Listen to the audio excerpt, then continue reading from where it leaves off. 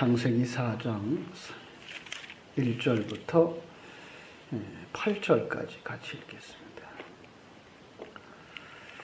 아담이 그의 아내 하와와 동침하매 하와가 임신하여 가인을 낳고 이르되 내가 여호와로 말미암아 득남하였다 하니라. 그가 또 가인의 아우 아벨을 낳았는데 아벨은 양치는 자였고 가인은 농사하는 자였더라. 세월이 지난 후에 가인은 땅의 소산으로 제물을 삼아 여호와께 드렸고 아벨은 자기도 양의 첫 새끼와 그 기름으로 드렸더니 여호와께서 아벨과 그의 제물은 받으셨으나 가인과 그의 제물은 받지 아니하신지라. 가인이 몹시 분하여 안색이 변하니 여호와께서 가인에게 이르시되 네가 분하여 함은 어찌 됨이며 안색이 변함은 어찌 됨이냐? 네가 선을 행하면 어찌 낯을 들지 못하겠느냐? 선을 행하지 아니하면 죄가 문에 엎드려지느니라. 죄가 너를 원하나 너는 죄를 다스릴지니라. 가인이 그의 아우 아벨에게 말하고 그들이 들에 있을 때에 가인이 그의 아우 아벨을 쳐 죽이니라.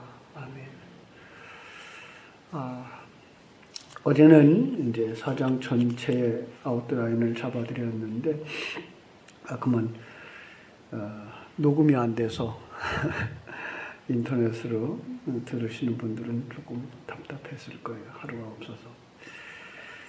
3장의 대주제를 우리가 살펴봤죠. 3장의 대주제는 심판받아 마땅한 자들, 타락한 자들이죠. 어둠에 속한 자들. 그들에게 하나님의 은혜, 3장 15절이죠. 하나님의 은혜가 약속되어졌고, 그리고 마침내 하나님께서 이제 가죽옷을 지어 입혀서 수치를 가리는 모습이라 하고서 이제 4장으로 오면서 4장, 5장 속에서 다시 한번 구원론을 이제 펼치는 구원의 메시지. 인간이 얼마나 자기 중심적인지, 남이 나보다 나으면 결코 견디지 못해요.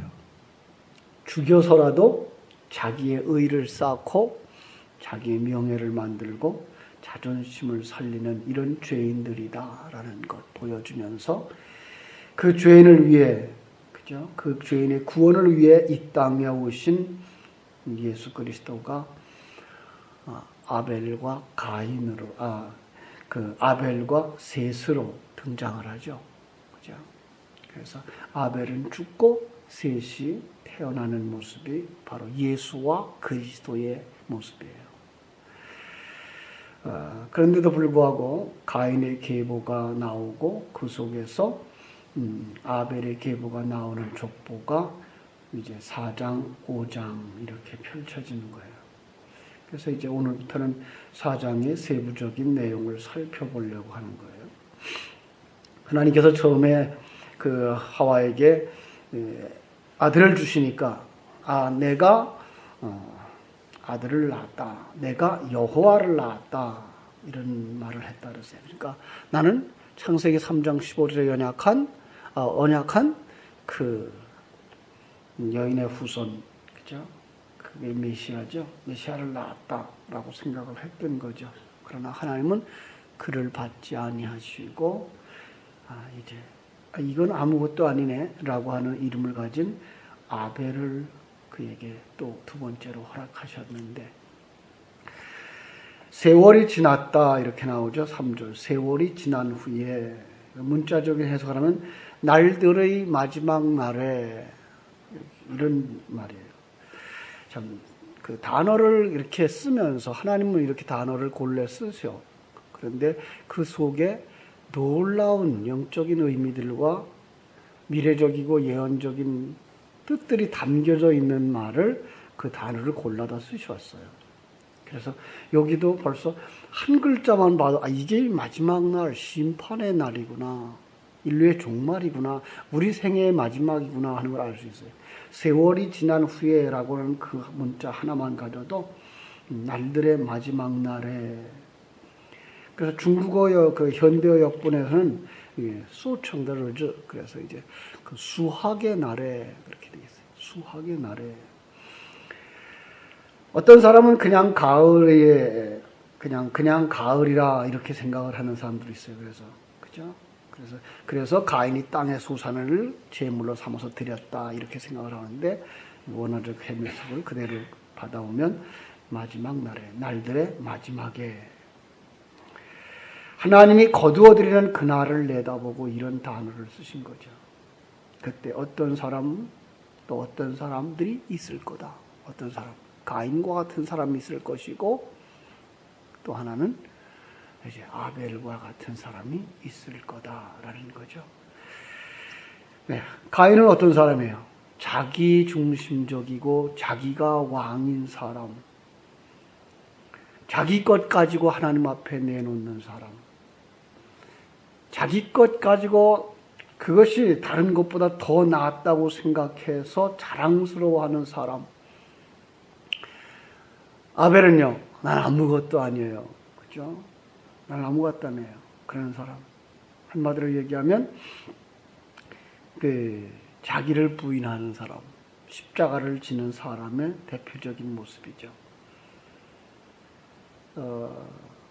이 두 사람을 그냥 그대로 복음서에 나오는 비유로 가면은 잔칫날에, 그죠? 잔치에 초청을 받은 사람들이 있죠. 잔치에 초청받으니까 그들이 다 예복을 입었어요. 근데 한 사람은 예복을 안 입었죠. 그죠? 예복을 입은 사람은 내 옷보다는 예복이 더 나아.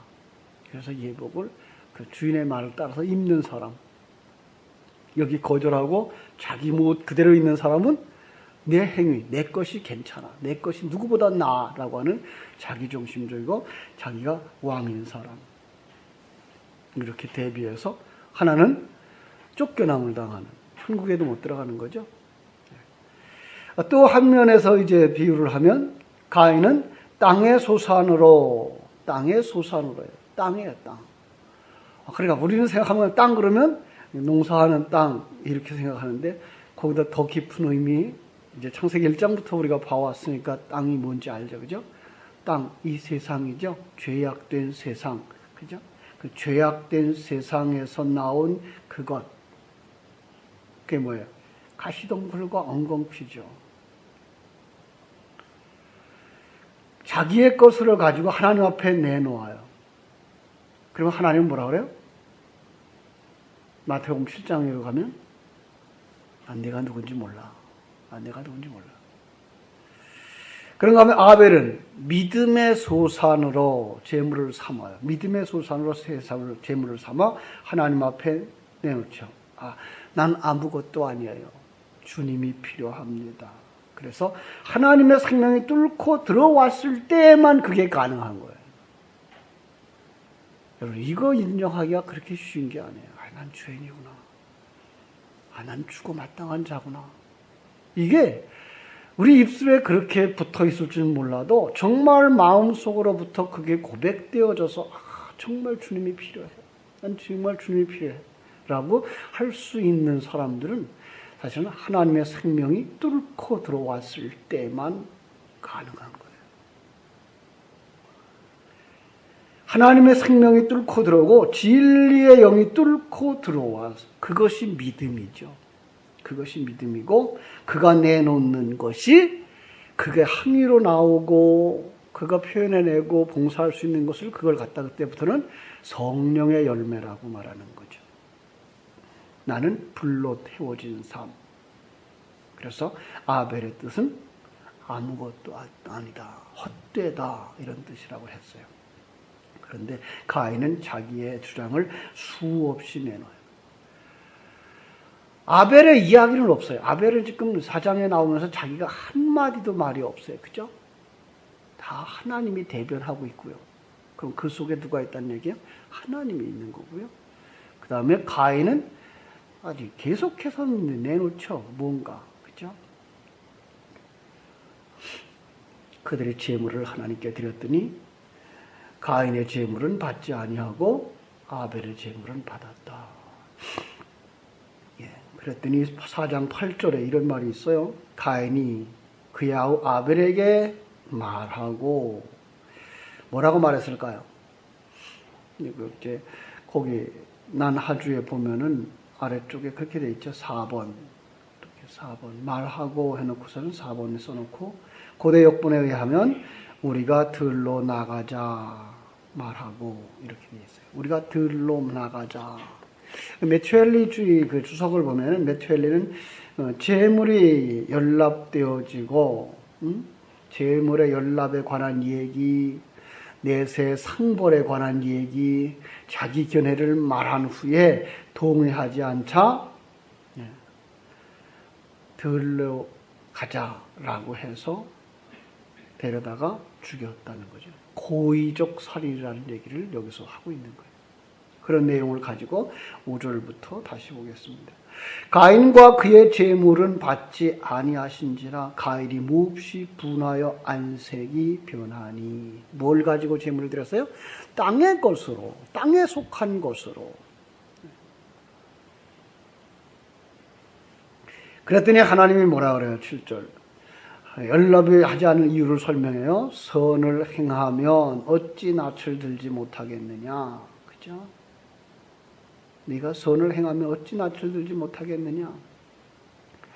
70인역의 그 성경에 보면 바르게 제물을 드렸으면, 우리가 오해하면 그럼 제물에 따라서 그가 제물이 하나님께 연락되기도 하고 연락되지도 않기도 했단 말이냐라고 생각할 수 있어요. 그 의미도 없는 것 아니에요. 왜냐하면 하나님이 원하는 제물은 오직 예수 그리스도뿐이기 때문에요. 그러나 다른 것 어떤 것도 하나님 받지 않아요. 그러나 거기에 머무르지 않고요. 선을 행하면 바르게 제물을 드리다예요. 바르게 제물을 드리다. 예배와 연결시켜서. 여기 선이라고 하는 건 뭘까요? 선을 행하다, 바르게 살다, 착하게 살다 아닙니까? 성경이 말하고 있는 선. 그것은 하나님의 질서 아래 하나님의 계획과 하나님의 작정, 하나님의 뜻을 따라 이루어지는 모든 것, 이것이 선이에요. 선은 하나님의 질서 아래 하나님의 계획, 하나님의 작정, 하나님의 뜻을 따라 이루어지는 것. 그래서 하나님이 천지 창조하실 때 창조하시고 뭐 했더라? 보시기에 좋았더라. 같은 맥락이에요. 보시기에 좋았더라. 윤리, 도덕 그거 아니고 하나님의 뜻을 따라 이루어지는 것. 그게가 선이에요. 그런데 선하지 못하다는 건 뭐예요? 하나님의 질서를 위배하는 것이고 하나님의 계획을 방해하는 것이고 하나님의 뜻에 대적하는 것. 그래서 주님께서 제자들에게 그러죠. 내가 이제 죽을 거다. 너희들을 위해서 죽을 거다. 그랬더니 베드로가 가로막죠. 아니요. 그런 일이 당신에게 일어나서 안 됩니다. 선생님께 일어나서는 안 됩니다.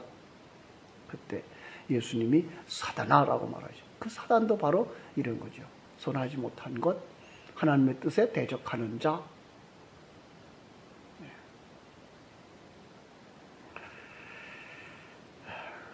왜 그렇게 대적할 수 있죠? 왜 그렇게 판단할 수 있죠? 선악 판단 기준 속에 들어가 있는 사람. 하나님의 뜻까지도 자기 뜻대로 판단해버린다는 얘기죠. 선악과 먹은 사람이죠. 선악 판단에 빠져있는 사람이죠. 내가 하나님이고요. 내가 주인이에요. 그 사람이. 그래서 자기가 주인 된 사람, 자기가 하나님 된 사람 이렇게 말할 수 있는 거죠. 그는 늘 그러죠. 내가 힘써 했는데, 내가 이렇게 노력했는데 왜 인정 안 해? 그게 마태복음 7장 21절로 23절에서 주님의 저주를 받고 하나님, 난 너를 내가 누군 줄 몰라 라고 하는 사람들이라고 얘기를 한 거죠. 그런데 아벨은 어때요? 믿음의 사람이 되었죠. 그죠? 믿음의 사람이 되었어요. 어떻게 믿음의 사람이 됐어요? 그것이 바로 은혜죠. 하나님이 택한 백성 속에 뚫고 들어와요. 뭘로 뚫고 들어와요? 말씀으로 뚫고 들어와요. 그래서 요한복음 6장 63절에서는 내 말이 곧 영이고 진리고 내 말이 성령이고 하나님의 말씀이 진리고 성령이고 그리스도의 영이고 그래서 하나님의 말씀이 뚫고 들어와요. 그러면 그것이 바로 생명이 되어져서 그 사람이 중생했다, 거듭났다 이렇게 말하는 것이고, 그 사람이 하나님의 뜻을 알고 하나님의 계획에 따라 살아갈 때 그걸 갖다가 믿음의 삶이라, 믿음 있는 자라, 그 믿음도 결국은 하나님으로부터 시작되는 거다라고 해서 로마서 1장 17절에서 믿음으로 믿음에 이르게 한다라는 말을 쓰는 거죠. 가인의 제사가 아열납 안 된 더 확실한 단어 앞에서 말했어요. 땅의 소산을 드렸어요. 땅의 소산, 땅이 내놓는 것. 땅이 뭘 내놔요? 가시덩굴과 엉겅퀴라고 3장 18절에서 우리가 읽었죠. 그것이 뭐예요? 땅의 사람들이 만들어내는 것. 4장 계속 나가면 이제 17장을 보면 그 가인의 자손들이 만들어내는 것들이 있어요. 4장 17절에 보니까 그들이 에녹 성을 쌓죠. 자기 이름을 위하여 자기 이름을 내요. 거기다 또 자기 아들의 이름을 냈어요. 그래서 자기를 위한 성을 쌓는 사람들. 20절에 보면은 가축 지는 자예요. 여기 보면은 그들을 이제 경영을 하기 시작해요. 경영에 능한 자들. 21절에 보면 수금과 퉁수 잡는 모든 자의 조상. 그래서 수금과 퉁수 뭐예요? 문화와 예술. 그 다음에 두발가인은 구리와 쇠로 여러 가지 기구를 만들어서, 이게 언제적 얘기인데 여기 벌써 나와요. 그죠? 우리는 구석기 시대, 신석기 시대 이러고 살아가는 얘기하면서 한참 후에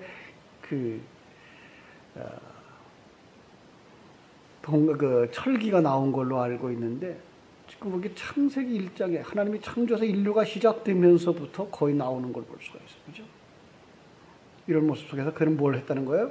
문명의 발달을 가져온 거죠. 그게 다 땅의 소산이라는 거예요. 거기에 묶여버리면 하나님께로 갈 수가 없어요. 그래서 마태복음 13장은 씨 뿌리는 비유 속에서 열매 맺지 못하는 비유 중에 하나가 뭐예요? 가시떨기 때문에. 그죠? 왜요? 가시떨기, 땅의 소산들, 세상 문화, 세상 예술, 세상에 돈 가지고 경영하는 것, 자기 위해 성 쌓는 것, 이런 것 때문에 하나님의 말씀이 들어가서 열매 맺을 수가 없어요. 왜? 하나님의 말씀을 뭐라 그래요? 내려와, 주도, 십자가 지고 가. 이게 완성으로 가는 게 하나님의 길이야 라고 말할 때 그거 가고 싶지 않은 거죠. 자기들은 전부 다 뭔가 되고 싶고 뭔가 하고 싶고 세상 것에 취해서 살고 싶고, 그러다 보니까 열매를 맺지 못한다라는 비유를 우리에게 가르쳐주고 있잖아요. 그죠? 하나님은 창세기 3장에서 분명히 하나님 그렇게 가르쳐 주셨죠. 3장 23절, 여호와 하나님이 에덴 동산에서 그를 내보내어 그의 근원이 된 땅을 갈게 하시니라. 땅을 갈게, 근본된 토지를 갈라. 그죠? 근본된 토지예요. 내가 어디서부터 와서 어디로 가는지를 알라라는 얘기예요. 농사하면서 그들 흙을 늘 만지면서 뭐 했어요? 나는 이렇게 먼지였는데, 나는 이런 흙이었는데, 하나님의 생명이 없으면 그냥 흙인데, 먼지인데, 이러다가 쓰레기통에 버려도 아무 할 말이 없는 데를 깨달아 알라고 하는 거죠. 그 자리로 내려가라. 하나님 우리에게 늘 하시는 말씀이죠. 내 근본이 뭔지 알라. 작은 자야, 없는 자야. 우리는 어디서 존재했어요? 아무것도 없던 자리에서 출생했어요. 아니, 하나님이 만들어놓은 그 흙으로 다시 시작했어요. 한 방울 핏덩어리에서 시작했어요. 그거 알라고. 그런데 자기가 대단한 것처럼 여기고서 이게 교만으로 가는 것이고, 그리고 나서 자기 삶에 이것도 아니고 저것도 아니고 판단하고 이것이 좋은 것이고 저것이 안 좋은 것이고 판단하는 거 뭐예요? 그게 바로 선악과 먹은 자라니까요. 그게 자기중심적인 사람이라니까요. 그게 타락한 자라니까요. 그것을 그 속에서 뭐 하라고요? 하나님의 생명이 들어오지 않으면 우리는 믿음의 자리로 갈 수 없어요. 믿음의 자리로 한 걸음도 안 가요. 자기를 부인하려고 하질 않아요. 여러분, 우리는 지금 저하고 이렇게 다시 만나면서 매일 새벽마다 여러분들에게 드리는 메시지가 그거예요. 그죠? 자기 십자가 지라. 자기를 부인하자.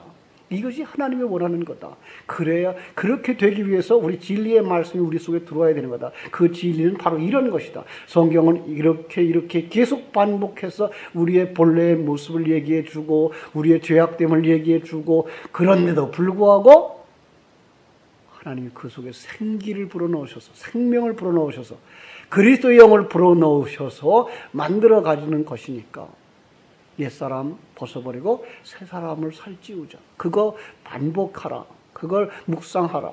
그걸 되새김질하라. 계속 그 얘기 아닙니까? 네. 거기에 익숙하셔야 돼요. 거기에 익숙하셔야 돼요. 그렇게 구워 깨달아 알고 자기가 어떤 자인지 알고 자기의 마지막이 어떤 자인지를 아는 삶을 사는 자가 어떤 사람이에요? 그러니까 구원받은 자의 삶을 사는 것이고 예배하는 자의 삶을 사는 것이고 제사하는 삶을 사는 것이고 순종하는 삶을 사는 것입니다. 또 다른 표현이 이제 5장에서 나오는데 에녹과 같은 삶을 사는 것이죠. 하나님과 동행하는 삶. 하나님과 동행하는 삶. 그죠? 하나님의 내주. 하나님과 동행도 이렇게 밖에서 동행으로 생각하지 마세요. 저도 이제까지 생각을 하나님이 동행하시면 난 여기 있고 그냥 여기 있는 하나님이 나를 끌어가지고 정말 등 뒤에서 도와주는 이런 부분으로만 봤죠. 지금은 많이 달라졌어요. 어느 정도예요? 어디 와서 동행하세요? 하나님이? 내 안에서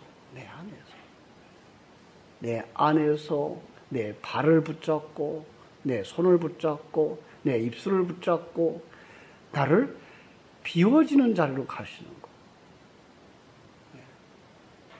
이게 그래서 이 비워짐의 자리로 가는 자리에 하나님이 예비하신 모든 사건과 환경들, 사람과 사람의 만남들 이것들이 다 부닥치도록 만드셔요. 부닥치면서 나를 내려놓게 만들고 깨뜨리는 거죠. 그때에 하나님이 그 자리를 피하지 않게 하시고 거기서 무릎 꿇게 하는 것, 이게 하나님이 지켜주시고 보호해 주시는 거예요. 하나님의 지켜주시고 보호하심이 바로 그 자리에서도 도망가지 않게 하시는 것이 하나님의 지켜주심이에요. 여러분 하나님이 지켜주시는 걸 믿습니까? 하나님은 자기 백성을 지켜요. 그런데 스데반이 돌에 맞아 죽을 때 지켰어요? 안 지켰어요? 그 장면 속에서 이게 하나님의 지키심이구나가 보이셔야 돼요. 그죠? 예수님이 얼마나 안타까웠으면은 자리에서 일어나서 서서 쳐다보고 있어요. 내려다보고 있어요. 그것이 지킨 거예요. 그런데 그 순간 스데반이 뭐 하지 않아요? 하나님을 부인하고 자기를 내세우고 자기를 주장하고 뛰쳐나가지 않고 거기서 예수 그리스도의 마지막 기도의 내용이 그에게서 나와요. 아버지여 저들의 죄를 용서하여 주옵소서. 그게 가능해요? 우리의 힘으로는 절대 불가능이죠. 그런데 그 상황에 이르면 여러분이 그걸 한다니까요. 어떻게 해요? 여러분을 지키시는 그 하나님이 하신다니까요. 우리는 이렇게 고통당하는 사람의 모습을 보면서 저 정도면 어떻게 살아? 그럴 수 있어요. 그런데 그 순간 하나님을 찬송하더라니까요. 아니요, 그 개인이 대단해서가 아니에요. 그를 지키시고 보호하시는 하나님이 하시는 거죠. 그것이 하나님께 영광인 거예요. 하나님이 나오시는 거예요. 그 사람은 이제 자기 부인하는 자리로 들어가는 거죠. 자기 완성의 자리로 들어가는 거죠. 그가 하나님과 동행하는 사람이에요. 그죠? 자, 4장 4절에서 아벨은 무엇로 제물을 삼아 드렸어요? 자기도 양의 첫 새끼와 그 기름으로 드렸어요. 양과 기름. 뭐가 생각나죠? 짧게 보면 이스라엘 백성들이 번제단에다가 드리는 제물이 생각나죠? 양을. 그리고 기름도 드려요. 근데 양은 뭘 상징해요? 예수님이죠. 그럼 기름은 뭘 상징해요? 성령님이죠. 그럼 예수도 드리고 성령도 드리고, 이걸 조금 또 다른 말로 바꾸면 요한복음 4장 24절, 우리의 예배는 뭐예요? 신령과 진리로. 진리신 그리스도, 신령, 성령, 이 예배예요. 그러니까 하나님이 받으시는 제물은 뭐예요? 양이에요. 예수예요. 성령이에요. 내가 갖다 놓은 어떤 땅의 소산들이 아니고 하나님이 받으시는 것은 예수 그리스도예요. 성령의 열매예요. 성경은 이렇게 일괄성 있게 하나님의 그 하나님 되심과 그리고 하나님의 역사를 우리 속에 계속 반복해서 가르쳐 주고 가요. 그걸 그냥 양 잡으라 그랬어. 그러니까 양 잡아서 드렸으니까 끝. 그러면 그건 아니에요. 하나님 헌금하라고 해서 11조 내놓으면 그거 아니에요. 그것이 무엇을 의미하는 것인지 아셔야 되고, 그렇다면 나는 어떻게 그것을 표현해낼 수 있을까를 생각해내셔야 그게 하나님이 받으실 만한 제물인 것이지. 교회 왔으니까, 예배당에 예배 참석했으니까, 교회 갔다 왔어. 하나님 복 주시겠지. 이리로 가면 이건 미신이에요.